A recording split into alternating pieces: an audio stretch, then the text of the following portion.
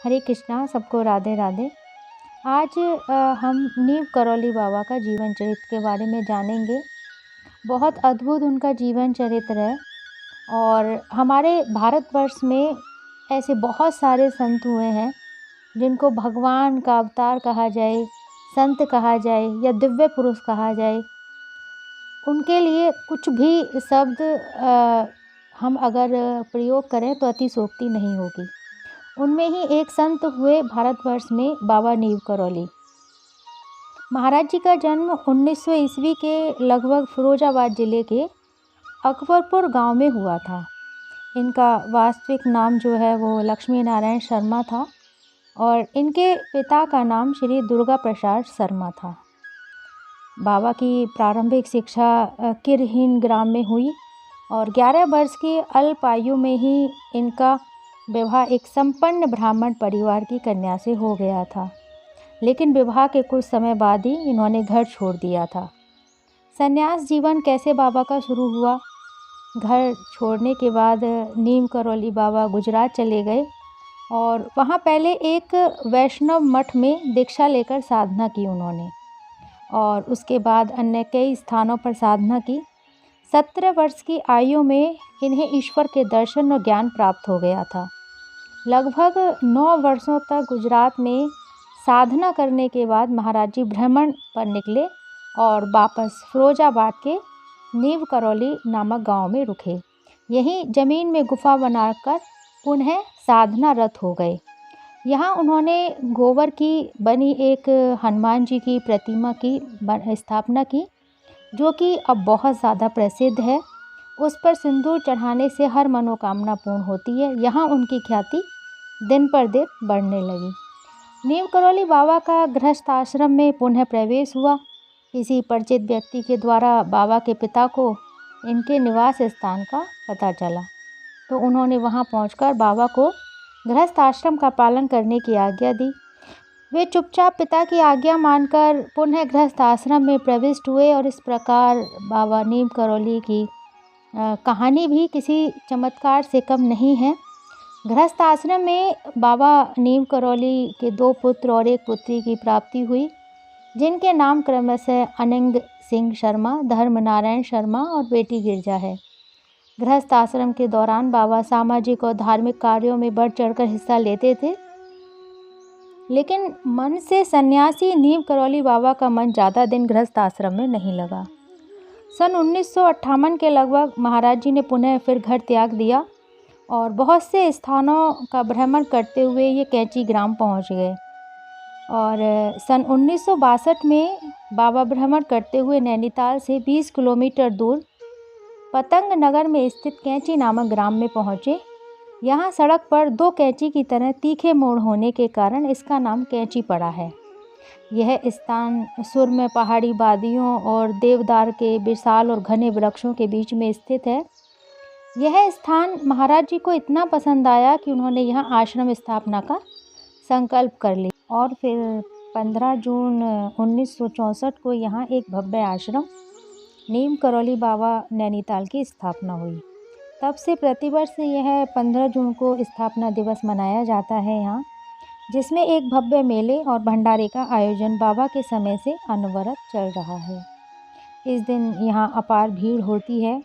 यहाँ देवी देवताओं के 5 विशाल मंदिर हैं, जिनके एक हनुमान जी का भव्य मंदिर भी है और आज भी ऐसी मान्यता है कि यहाँ आने वाला कोई भी भक्त कभी खाली हाथ नहीं जाता है। फेसबुक के मालिक मार्क जुकरबर्ग और एप्पल के मालिक स्टीव जॉब्स, हॉलीवुड अभिनेत्री जूलिया रॉबर्ट्स यहाँ से आशीर्वाद प्राप्त करके ही सफलता के आकाश में पहुँच गए और यहाँ आने वाले भक्तों में विदेशी खासकर अमेरिकी लोगों की संख्या सर्वाधिक होती है। वैसे तो बाबा के आश्रम कई स्थानों पर स्थापित हो चुके थे, लेकिन नीम करौली बाबा को कैंची धाम सर्वाधिक प्रिय था। अपना अधिकतर समय उन्होंने कैंची धाम में ही व्यतीत किया और महाराज जी ने अपने देह त्याग के संकेत पहले ही दे दिए थे सबको और वे कापी में प्रतिदिन राम नाम लिखा करते थे। मृत्यु के कुछ दिन पूर्व भी उन्होंने वह कापी आश्रम की एक प्रमुख श्री माँ को दे दी। और कहा कि इसमें तुम राम नाम लिखा करना। 9 सितंबर सन 1973 को बाबा नीव करौली कैची धाम से आगरा के लिए निकले और रास्ते में उन्होंने अपना प्रिय थर्मस ट्रेन से बाहर फेंक दिया और गंगाजली रिक्शे वाले को यह कहकर दे दी कि किसी भी चीज़ का मोह नहीं करना चाहिए। 10 सितंबर 1973 को मथुरा स्टेशन पर पहुंचते ही महाराज जी बेहोश हो गए और उन्हें तुरंत रामकृष्ण मिशन अस्पताल ले जाया गया। वहीं उन्होंने 10 सितंबर 1973 को अनंत चतुर्दशी की रात्रि इस नश्वर शरीर को त्याग दिया। महाराज जी का जो व्यक्तित्व है, नीम करौली बाबा बहुत ही साधारण तरीके से रहते थे। तिलक, माला आदि भी नहीं धारण करते थे, हमेशा एक कंबल ओढ़े रहते थे। वेशभूषा और बोलचाल से कोई अंदाज़ा भी नहीं लगा सकता था कि वे एक सिद्ध पुरुष हैं। स्वभाव से वे बड़े ही हंसमुख थे, अपने अनुयायियों से हंसी मजाक करते रहते थे। वे लोगों को अपने पैर छूने से मना करते थे। बाबा जी कहते थे, मैं कुछ नहीं हूँ, पैर छूने हैं तो हनुमान जी के छुओ। इतने सरल थे कि पैर छूने की कोशिश करने वालों को अपने पास बैठे किसी भी व्यक्ति के पैर छूने को कह देते थे। बाबा ने अपने जीवन काल में 12 मंदिरों का निर्माण कराया और उनके भक्तों ने उनके बाद 9 प्रमुख मंदिरों का निर्माण कराया। इसमें लखनऊ, चेन्नई और नीव करौली, कैंची धाम, वृंदावन के मंदिर प्रमुख हैं। जब बाबा नीव करौली कोई मंदिर बनवाने का संकल्प लेते थे तो पता नहीं कहाँ से दान देने वालों की भीड़ उमड़ पड़ती थी और भव्य मंदिर का निर्माण हो जाता था। मंदिर निर्माण के बाद बाबा उन्हें ट्रस्ट को सौंप देते थे, फिर उनसे मतलब नहीं रखते थे। बाबा जी ने सामाजिक सहयोग में भी बढ़ चढ़कर हिस्सा लिया है। वे प्राय भंडारों का आयोजन करते थे। वे सेवा को ही सबसे बड़ा धर्म कार्य मानते थे। ऐसी है नीव करौली बाबा की कहानी।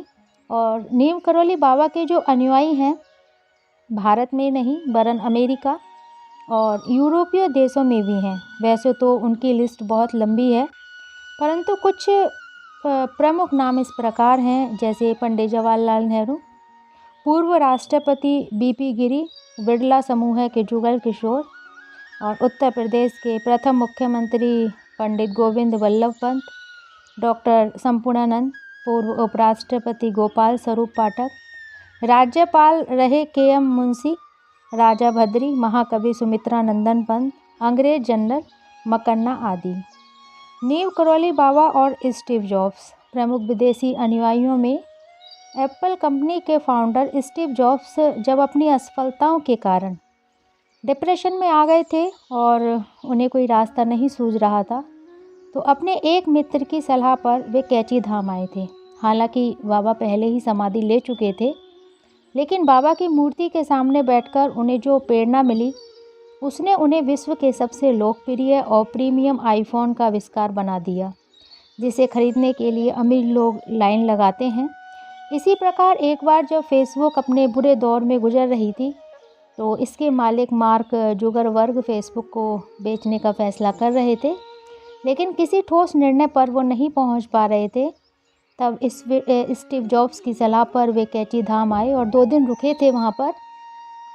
और यहाँ से लौटने के बाद जो हुआ वह इतिहास है। सब जानते हैं कि फेसबुक आज विश्व का सबसे बड़ा सोशल मीडिया प्लेटफॉर्म है। हॉलीवुड अभिनेत्री जूलिया रॉबर्ट्स ने बाबा को सपने में देखा और उनसे इतना ज़्यादा प्रभावित हुई कि हिंदू धर्म स्वीकार कर लिया और हिंदू रीति रिवाज तथा मंगलसूत्र, सिंदूर और पूजा पाठ करते उन्हें आज भी देखा जा सकता था। और गुरु नीव करौली बाबा के जो विचार हैं, वो शिक्षाएं देते थे कि गुरु कोई भी हो सकता है, एक पागल या एक साधारण व्यक्ति भी, लेकिन जब आप उसे गुरु मान लें तो फिर वह भगवान से भी बड़ा हो जाता है। सभी धर्म समान हैं, सभी एक ही ईश्वर की ओर ले जाते हैं। ईश्वर सब जगह हैं, पूरा ब्रह्मांड हमारा घर है, इसमें रहने वाले सभी जीव हमारा परिवार हैं। ईश्वर को किसी विशेष रूप में नहीं बल्कि सभी चीज़ों में देखो। वासना, लालच, क्रोध और मोह ये सब नरक की ओर ले जाने वाले हैं। भगवान की सबसे अच्छी सेवा हर क्षण उनका ध्यान करना है। यह संसार एक भ्रम है, फिर भी आप इसके लिए परेशान हैं क्योंकि आप इसके मोह में बंधे हुए हैं। उदासी, दुख, दर्द, बीमारी और किसी के अंतिम संस्कार के समय आप जीवन की कई सच्चाइयाँ सीखते हैं। सभी सांसारिक चीज़ों को अपने दिमाग से निकाल दो। अगर आप अपने दिमाग को कंट्रोल नहीं कर सकते हो तो आप ईश्वर को कैसे महसूस करोगे? अगर आप सबसे प्रेम नहीं कर सकते हो तो आप अपना लक्ष्य प्राप्त नहीं कर सकते हो। सबसे प्रेम करो, सबकी सेवा करो और ईश्वर को कभी मत भूलो और सदा सत्य बोलो। नीम करौली बाबा के चमत्कार भी कम नहीं थे। बाबा हमेशा लोगों से घिरे रहते थे। लोग अपनी समस्याएं लेकर बाबा के पास आते थे और बाबा उन्हें दूर करके उन्हें संतुष्ट कर देते थे। एक बार किसी संत ने बाबा से कहा कि आप इन सांसारिक लोगों को इतना महत्व क्यों देते हो? तब बाबा ने बहुत ही सुंदर उत्तर दिया था। उन्होंने कहा कि डॉक्टर के पास रोगी ही आते हैं, स्वस्थ व्यक्ति नहीं आते हैं। नीम करौली बाबा सिद्ध संत थे। कहीं भी प्रकट हो जाना, गायब हो जाना, रूप बदल लेना, मन की बात को जान लेना, भूत भविष्य की घटनाओं का सटीक वर्णन कर देना आदि अनेक चमत्कारी कार्य वे अनायास ही कर देते थे। वैसे तो उनके चमत्कारों के अनेक किस्से हैं, सबका वर्णन यहाँ संभव नहीं है। तथापि कुछ जिनका प्रमाण मौजूद है उनका वर्णन करते हैं। नीम करौली नाम कैसे पड़ा बाबा का? गृह त्याग के बाद भ्रमण के दौरान एक बार महाराज जी एक स्टेशन के बिना टिकट ट्रेन पर चढ़ गए और सीधे प्रथम श्रेणी के डिब्बे में बैठ गए। थोड़ी देर बाद एक अंग्रेज टीटी टिकट चेक करने आया और एक जटाजूटधारी अस्वस्थ साधु को बिना टिकट प्रथम श्रेणी में बैठा देखकर वह आग बबूला हो गया। अगले स्टेशन पर उसने उस साधु को जबरन उतार दिया। साधु वहीं अपना चिमटा गाड़ कर बैठ गया और उसके बाद ड्राइवर के लाख प्रयास के बाद भी ट्रेन आगे नहीं बढ़ सकी। अंग्रेजी अधिकारी आए, इंजन में कोई खराबी नहीं निकली। पूछताछ में यात्रियों ने बताया कि टीटी ने एक साधु को ट्रेन से उतार दिया था, उसके बाद ट्रेन नहीं चली है। साधु को ढूंढा गया तो वह थोड़ी दूर पर बैठा मिला। अधिकारियों ने साधु से क्षमा मांगकर उन्हें फिर से ट्रेन में बैठने के लिए कहा। साधु ने मना कर दिया और फिर यात्रियों के अनुरोध करने पर साधु ट्रेन में बैठा। साधु के बैठते ही ट्रेन चल पड़ी और वह साधु बाबा लक्ष्मण दास यानी नीम करौली महाराज थे। जिस जगह ट्रेन रुकी थी उसका नाम नीम करौली था। इसी घटना के बाद वे नीम करौली बाबा के नाम से प्रसिद्ध हो गए। और एक चमत्कार आगे बता रहे हैं कि एक अंग्रेज मनोवैज्ञानिक रिसर्च एल्वर्ड अपनी समस्याओं के कारण डिप्रेशन का शिकार हो गए थे और नशे के इतने आदी हो गए थे कि घूमते फिरते एक बार वो कैची धाम पहुंच गए। वहाँ बाबा का मजाक उड़ाने के लिए उन्होंने बाबा को LSD की नशे की 2 गोलियाँ देकर कहा कि बाबा इन्हें खाकर देखो, इससे स्वर्ग का रास्ता खुल जाता है। नीम करौली बाबा ने उससे पूछा तुम्हारे पास ऐसी कितनी गोलियाँ हैं? उसने बोला कि 20 गोलियाँ निकालकर बाबा के हाथ में दे दी। बाबा एक बार में सारी गोलियाँ खा गए और शांत भाव से अपना काम करते रहे। यहाँ यह बता देना आवश्यक है कि LSD एक अत्यंत नशीला पदार्थ है जिसकी अधिक मात्रा लेने से मृत्यु भी हो सकती है। बाबा ने तो 20 गोलियाँ एक साथ ही खा ली थी।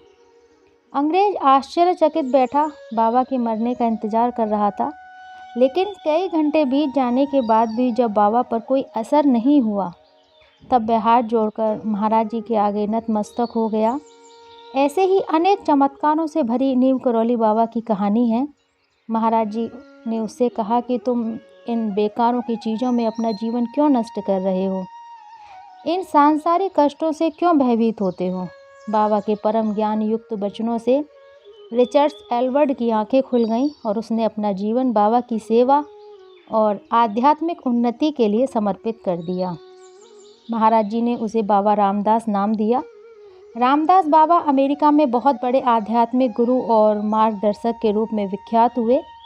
उन्होंने नीम करौली बाबा के जीवन और चमत्कारों पर अंग्रेजी में एक पुस्तक लिखी है जिसका नाम है मिरेकल ऑफ लव। रामदास बाबा की अपनी वेबसाइट भी है, बाबा के उपदेशों और चमत्कारों से भरी है। बाबा रामदास का स्वर्गवास 22 सितंबर सन 2019 को अमेरिका के हवाई में हुआ था। और बाबा एक कंबल ओढ़ते थे और उस कंबल का भी अपना एक चमत्कार था। एक बार क्या हुआ कि बाबा नीम करौली फतेहगढ़ में रहने वाले अपने भक्त एक बुजुर्ग दंपत्ति के घर अचानक पहुंच गए। बाबा ने कहा कि आज वे उनके यहाँ ही रुकेंगे। दंपत्ति बहुत ज़्यादा खुश हुए। जो भी सर्वश्रेष्ठ घर में उपलब्ध था वह महाराज जी की सेवा में प्रस्तुत किया गया। खा पीकर बाबा कंबल ओढ़कर सो गए। बुजुर्ग दंपत्ति भी सोने वाले थे कि उन्होंने बाबा के करहाने की आवाज़ सुनी। आवाज़ सुनकर वे आकर बाबा के तख्त के पास बैठ गए। बाबा को वे जगा भी नहीं सकते थे, क्योंकि महाराज जी ने किसी भी परिस्थिति में उन्हें जगाने से मना किया था।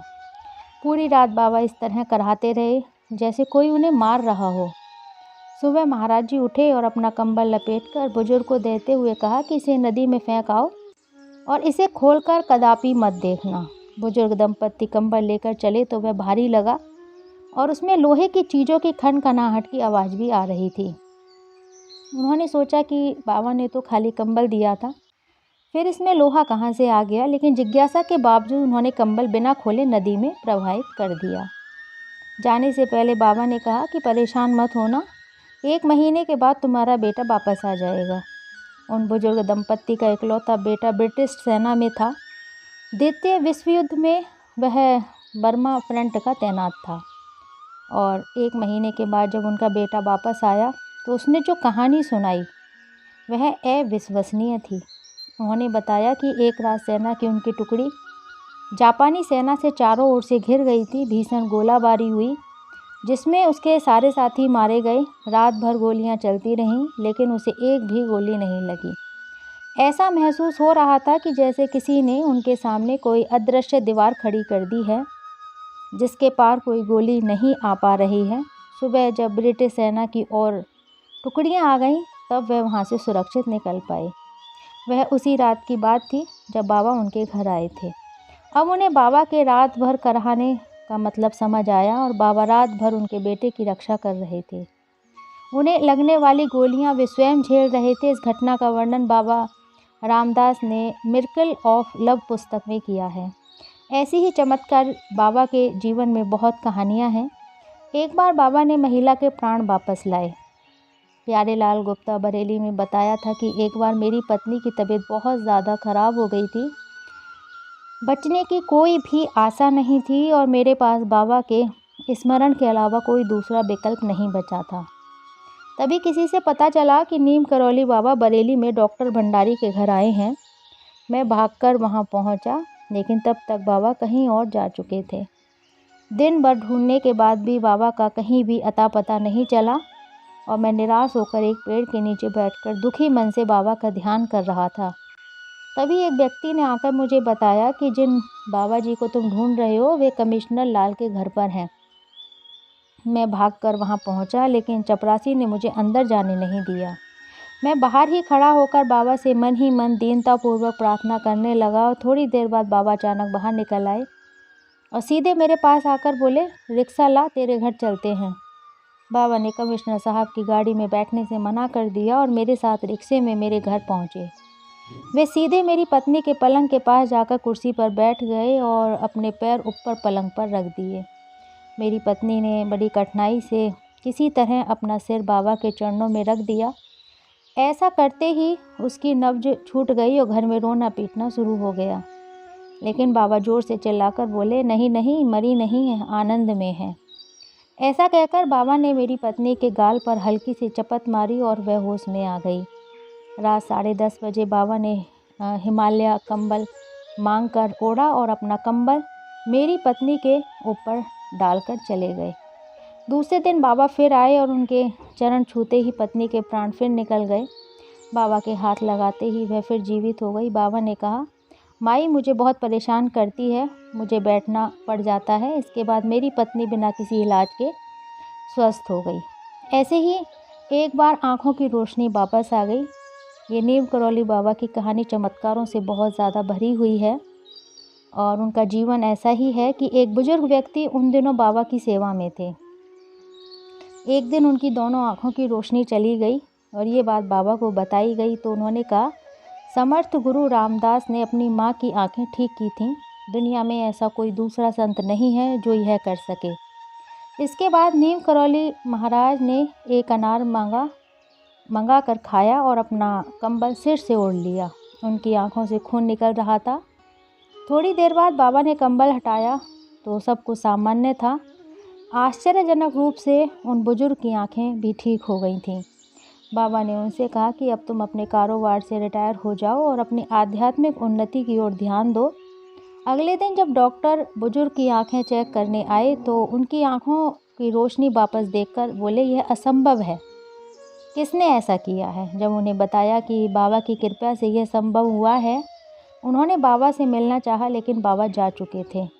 डॉक्टर साहब भागते हुए स्टेशन पहुंचे तो बाबा ट्रेन में बैठ चुके थे। जैसे ही डॉक्टर उनके सामने पहुंचे, बाबा ने लोगों से कहा, देखो ये कितने काबिल डॉक्टर हैं, इन्होंने एक बुजुर्ग की आंखें ठीक कर दी हैं। बाबा हमेशा ऐसा ही किया करते थे, वे अपने किए चमत्कारों को किसी दूसरे का काम ही बता देते थे। हालांकि वे बुजुर्ग बाबा की आज्ञा का पालन नहीं कर सके। थोड़े दिन बाद वे पुनः अपने काम पर लौट गए, जिसके बाद उनकी आंखों की रोशनी फिर से चली गई। एक बार तेल की जगह पानी का प्रयोग बाबा ने किया। बाबा के एक भक्त प्रदीप माथुर, जिन्हें नीम करौली महाराज के साथ कुछ समय रहने का सौभाग्य प्राप्त हुआ था, वे एक घटना का वर्णन करते हैं। एक बार कैची धाम नैनीताल में जो है कहीं जा रहे थे वो।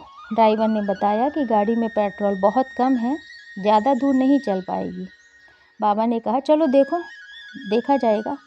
कुछ दूर जाकर गाड़ी का पेट्रोल ख़त्म हो गया। बाबा ने देखा पास में एक नदी बह रही है। महाराज जी ने ड्राइवर से एक डिब्बा पानी नदी से लेकर गाड़ी में डालने को कहा। पानी डालने के बाद गाड़ी चल पड़ी और सकुशल अपने गंतव्य तक पहुंच गई। एक बार भंडारे में घी खत्म हो गया। नीम करौली बाबा के पटना के भक्त सुधीर सिन्हा ने बताया कि एक बार कैची धाम में भंडारा चल रहा था और घी खत्म हो गया। अभी भारी भीड़ खाने के लिए इंतज़ार ही कर रही थी। जब बाबा को पता चला तो उन्होंने एक भक्त से कहा कि जाओ पास वाली नदी से 2 टीन घी उधार मांग लाओ। भक्त गया और 2 टीन नदी से पानी भर लाया और कढ़ाई में डालते ही पानी घी में बदल गया। भंडारा पूरा होने के बाद महाराज जी ने 2 टीन घी मंगवाकर नदी में डलवा दिया। एक बार उन्होंने इशारा देकर प्राण बचाए। अल्मोड़ा के एक दिवाकर पंत की तबीयत एक दिन अचानक खराब हो गई। रात होते होते स्थिति नाजुक हो गई। पहाड़ में रात के समय डॉक्टर को बुलाना संभव नहीं था और सब सुबह होने का इंतज़ार कर रहे थे। उनकी पत्नी का रो रो कर बुरा हाल था। अचानक उन्हें लगा कि बाबा नीम करौली उनका कंधा पकड़कर हिला रहे हैं। वे एक दवा देकर कह रहे हैं कि यह दवा पी लो, यह ठीक हो जाएगा। बदहवासी में उसे यह सोचने का भी ध्यान नहीं रहा कि महाराज जी यहाँ कैसे आ गए और केवल उसे ही क्यों दिख रहे हैं।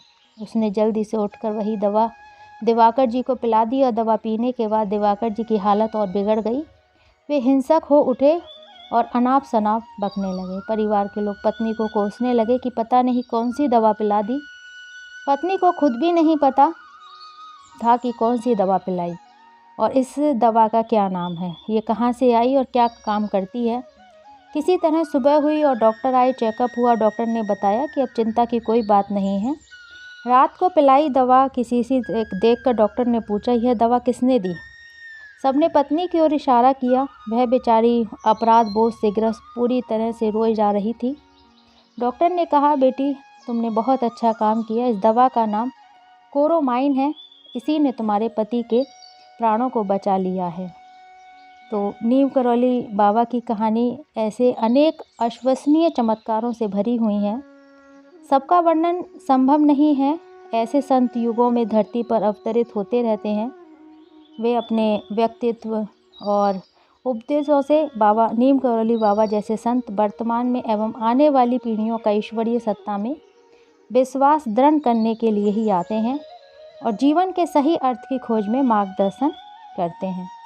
तो आज हमने संत भगवान के अवतार बोलें, ऐसे उनको बाबा भी बोलते थे, ऐसे महान संत का हमने आज जीवन परिचय श्रवण किया। आगे श्रृंखला में जो ठाकुर जी सुनना चाहेंगे वो हम सब श्रवण करेंगे। हरे कृष्णा, राधे राधे।